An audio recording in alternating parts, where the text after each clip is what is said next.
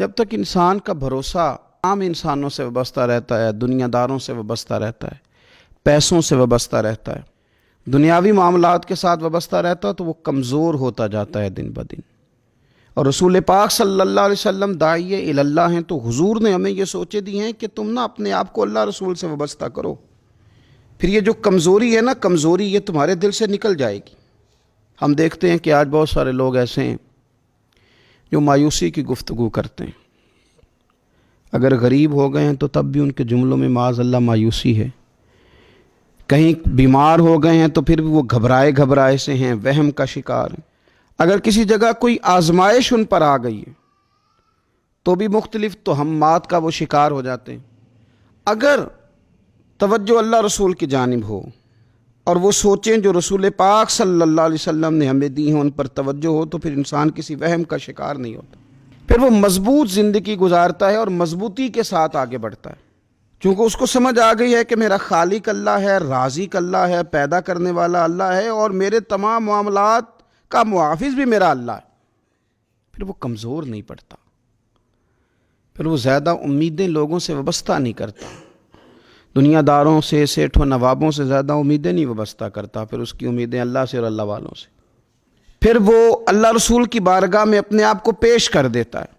حدیث مبارکہ ترمذی شریف میں موجود ہے، راوی حضرت عبداللہ ابن مسعود رضی اللہ تعالیٰ عنہ ہیں۔ ذرا حضور صلی اللہ علیہ وسلم کے تربیت کرنے کا انداز دیکھیے گا۔ حضرت عبداللہ ابن مسعود رضی اللہ تعالیٰ عنہ روایت کرتے ہیں کہ نبی پاک صلی اللہ تعالیٰ علیہ وسلم نے فرمایا کہ اللہ تعالیٰ نے ہر جان کو پیدا فرمایا، ہر جان کو اللہ تعالیٰ نے پیدا کیا، تو 3 چیزیں رب کریم نے لکھ دیں اس کے لیے۔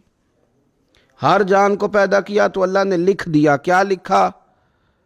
اس کا رزق کتنا ہے یہ بھی رب نے لکھ دیا، عمر کتنی ہے، زندگی کتنی ہے یہ بھی رب نے لکھ دیا، اور جو اس پر مشکلات آئیں گی وہ بھی اللہ نے لکھ دی۔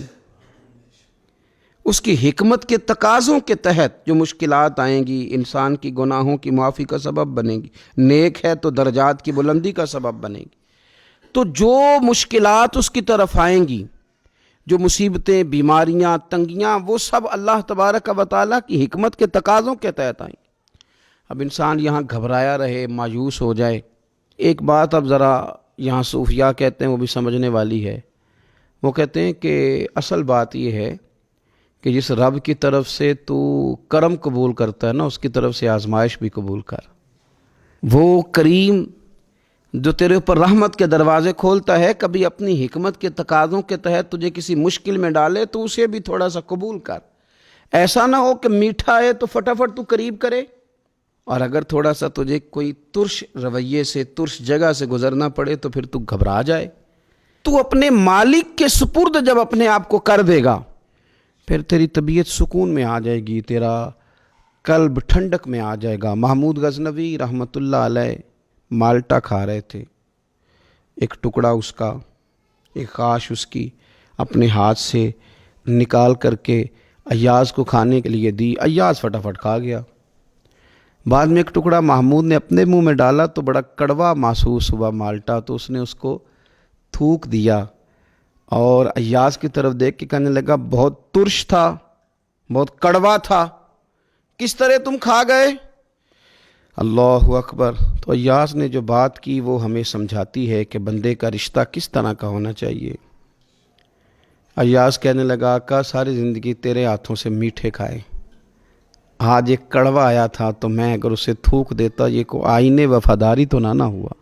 انسان کو اللہ کی طرف سے نعمتیں آتی جائیں، رحمتیں آتی جائیں، تندرستیاں آتی جائیں، لیکن کسی جگہ ذرا کمزوری دیکھنی پڑے تو انسان اس جگہ ٹھہر جائے، اس جگہ وہ گھبرا جائے، وہم کا شکار ہو جائے، پتہ نہیں کیا ہو جائے گا، ان چکروں میں پڑ جائے، تو یہ بات درست نہیں ہے۔